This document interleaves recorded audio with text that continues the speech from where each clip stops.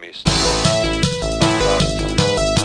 Man vill mato, man sitter ensam samman.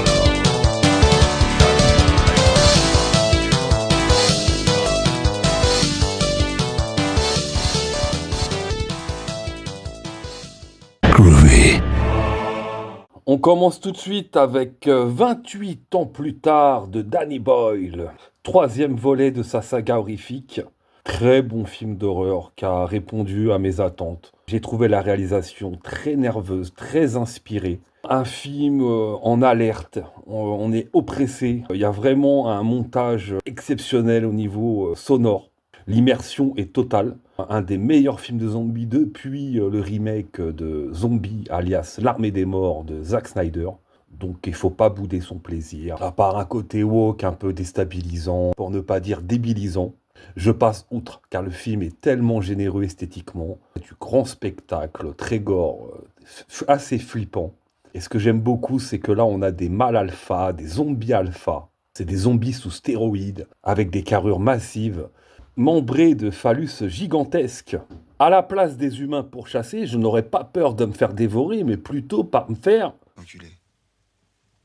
Ai-je besoin de le présenter? The Evil Dead du génialissime Sam Raimi. Son premier film, premier chef-d'œuvre. Kandarian ruins. Natural Demonto. Shut it off! Roughly translated. Book of the Dead. Film qui bouleversa tous les codes de l'horreur. Mise en scène nerveuse, inventive, poésie glauque, satanisme dépravé. Tous les bons ingrédients pour faire une grande série B. Toujours aussi sulfureux malgré le temps qui passe. The Evil Dead, un chef-d'œuvre absolu. Klaatu Verata Niktu. On continue avec Tron, un film réalisé par Walt Disney en 1982. Alors, c'est l'histoire d'un concepteur de jeux vidéo qui se retrouve piégé dans son propre programme. Un film étonnant. Il date de 1982. Le jeu vidéo était alors à ses balbutiements. Donc c'est un film, on va dire, précurseur, avant-gardiste. Alors le seul défaut du film, c'est son manque d'humanité. Les dialogues sont un peu retors pour tous les allergiques de l'ordinateur. Mais malgré ça, il y a un côté kitsch et rétro-futuriste digne de la console Vectrex qui me séduit plus que jamais. Le film a pris une excellente patine. Le remaster 4K est sublime. De revoir Jeff Bridges qui était beau comme un lion, en roi des jeux vidéo cool, loin des clichés du geek boutonneux, esselé. Non. Donc le film aussi, pour l'époque, rompait tous les clichés. Je sais que ça plaira pas à tout le monde, mais quoi qu'il arrive, c'est un devoir de visionner cette œuvre atypique.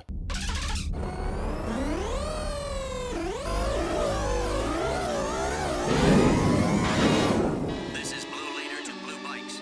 Run these guys into Bubba Hotep, un film de Don Coscarelli, le réalisateur entre autres de la saga Fantasme. C'est un film très émouvant. Pourtant, le scénario prête à une grosse bouffonnerie. C'est pas le cas. C'est l'histoire vraie du vrai Elvis Presley qui est en train de mourir à petit feu dans une maison de retraite. Celui-ci a échangé sa vie avec un de ses sosies.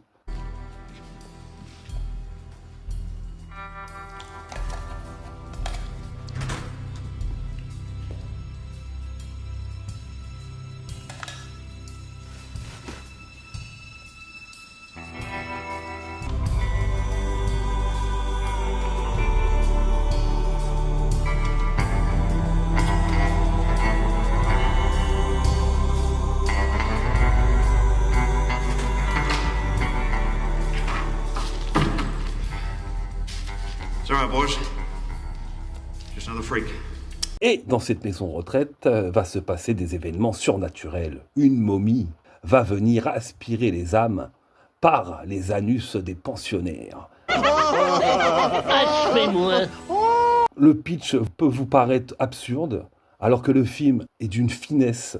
Les dialogues sont enlevés. C'est juste pour moi un des plus beaux films sur la vieillesse. C'est un très beau film, Bubba Hotep, complètement fou, bercé par une musique exceptionnelle de Brian Tyler, qui vous compresse le cœur. J'ai été étonné par la sensibilité exacerbée du film. Le 4K, au niveau de l'image, c'est une refonte totale. Jason goes to hell, Jason va en enfer, en 4K, s'il vous plaît. La plus belle cover de tous les vendredis 13. Là, on a tout, on a des meurtres ignobles, on a une photo magnifique. C'est le plus gros budget d'ailleurs, il me semble, pour un vendredi 13. Et ça se voit sur l'écran. Donc redonnez-lui une chance, malgré que le concept pompe allègrement Hayden. Jason, c'est une entité, une sorte de ver de terre qui passe de corps en corps. Si vous passez outre le fait qu'on voit pas beaucoup Jason à l'écran, c'est carrément le meilleur épisode. Par contre, il n'y a pas de VF ni de sous-titres, il n'y a que des sous-titres anglais. Et l'image est exceptionnelle, évidemment. Nous, en France, on a eu le droit qu'à un DVD qui commence à dater. Cabal de Clive Barker en 4K, en version Director Cut et cinéma. Alors, c'est une ode à la différence. C'est l'histoire de monstres qui vivent au cimetière de Médiane. C'est une histoire assez simple, assez manichéenne. Le film est ultra généreux dans ses effets spéciaux et maquillages. On a une galerie de monstres sublime. C'est un régal pour les yeux, pour tous les fans de cinéma bis. On a vraiment l'excellence des maquilleurs. C'est un projet pharaonique qui s'est planté au box-office, qui a été remonté par des producteurs.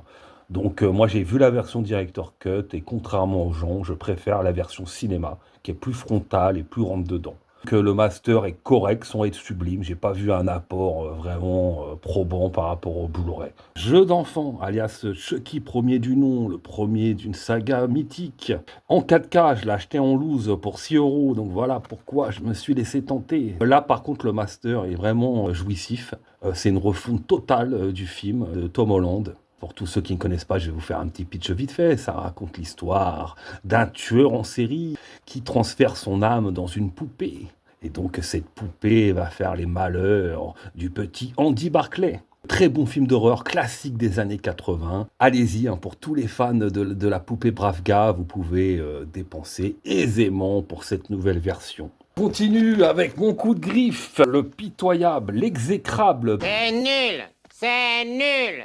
C'est nul! Bullet Train. Alors on est dans un sous-Tarantino, un sous-Guy déjà deux réalisateurs que j'estime pas spécialement. C'est un film qui se veut être cool, mais qui est pas cool, quoi. C'est comme quand votre grand-père qui essaye de faire du rap. C'est à peu près le même malaise que j'ai ressenti en regardant Bullet Train. Un faux film cool. Voilà, un vrai film de punk de salon. Les personnages débiles, j'ai trouvé le film vain, pas drôle. Alors j'adore moi les films excessifs, mais pour faire des films cons, il faut être intelligent. Là c'est juste un film con fait par un con quoi en gros. Je le déconseille, que ce soit en 4K, en DVD, en VHS, n'importe quel format, ne changera pas la qualité intrinsèque du long métrage. Donc, un nanar luxueux, j'ai failli dégueuler mon cerveau. Sur ce, prenez soin de vous, faites des beaux cauchemars. À bientôt dans l'âge d'or de l'horreur. Who are you? I'm a good guy. I've just come from the Good Guy Clubhouse. And I'll be your friend to the end. Heidi ho! Ha ha ha! That's our Good Guy show for today. But don't go away, because we've got a very important Good Guy message just for you.